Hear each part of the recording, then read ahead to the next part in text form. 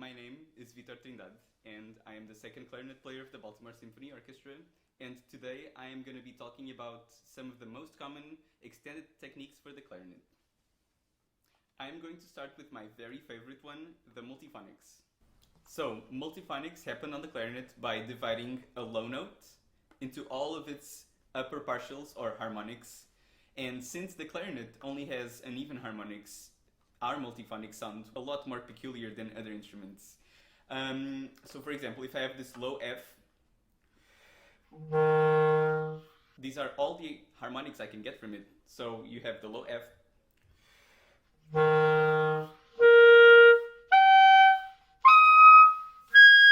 to try to play them all at the same time is to do multiphonics. I do that by adapting my throat and putting it in a position that allows the clarinet to almost break the sound.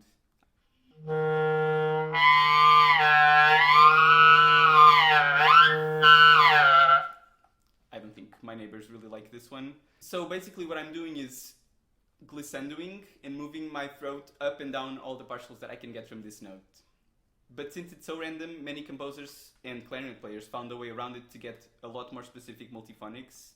And we do that by using special fingerings that usually are written down in the score, or we can just find charts of them online. A good example of these fingered multiphonics is the very beginning of Wiedmann's Fantasy for Solo Clarinet. It starts right with the multiphonic.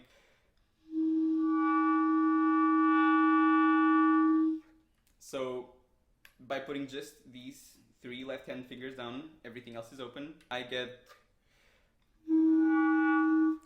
three notes.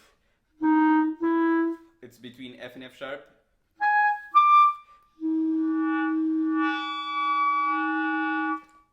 And there are many other varieties. And many contemporary composers use as much as they want, so sometimes we do get very interesting results. The next extended technique I want to talk about is the bisbigliando. A bisbigliando is just a color trill. That's all that means. And on the clarinet, we do that by, while we're playing one note, we press other keys that do not affect the intonation of that note that much. They just change the color a little bit. So you can either have a drastic change in color, which I would recommend for solo pieces for clarinet when you're not playing with other people, so you don't get in the way of everyone else. Or you can just make the difference very light, which I would use in an orchestra setting or a chamber music setting when my part is not the most important one. I'm going to show you both examples, and hopefully you can see the keys I'm using for both of them. So first I'm going to do the bisbigliando I use for the piece Bug by Bruno Mantovani in the fourth note of the piece. I want it to be really a drastic difference between the colors of the same note, so people know and so they have something to hold on to. But if I had to do a bisbigliando on this same note in an orchestra piece, I would probably use another fingering that would make it a bit more smooth, like this.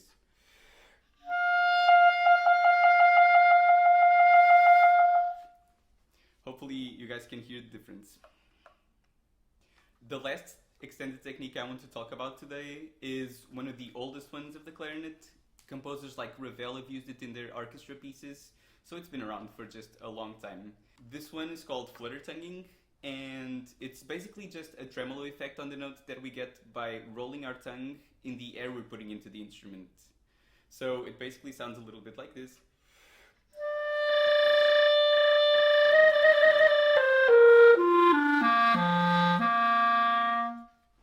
It's present in many of the clarinet's 20th century works, like the Albanberg 4 pieces. When I usually try to teach it to students, I want to make sure that they know how to make it before they use the clarinet. So there are two ways of doing flutter tonguing. One of them is rolling your R's, like rrrr. But since some people can do this, some people choose to instead try to make the same sound on their throats, like It also works as long as the sound has a tremolo. No one really cares which one you're using, so just do the one that feels most comfortable. One good way to have students doing this before they do it on the clarinet is just to make them use their air, like, and then with the same pressure of air, they add the flutter tonguing. slowly and to the best of their abilities. It obviously takes a bit of time. So ideally the student would do it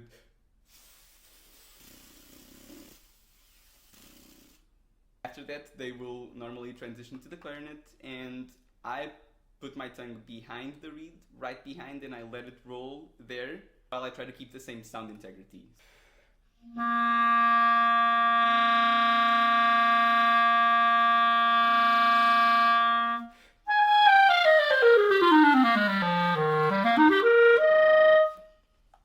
And those were all the techniques I had to show you today. If you have any questions, please let me know. Find me on Facebook, and I hope you have a good week.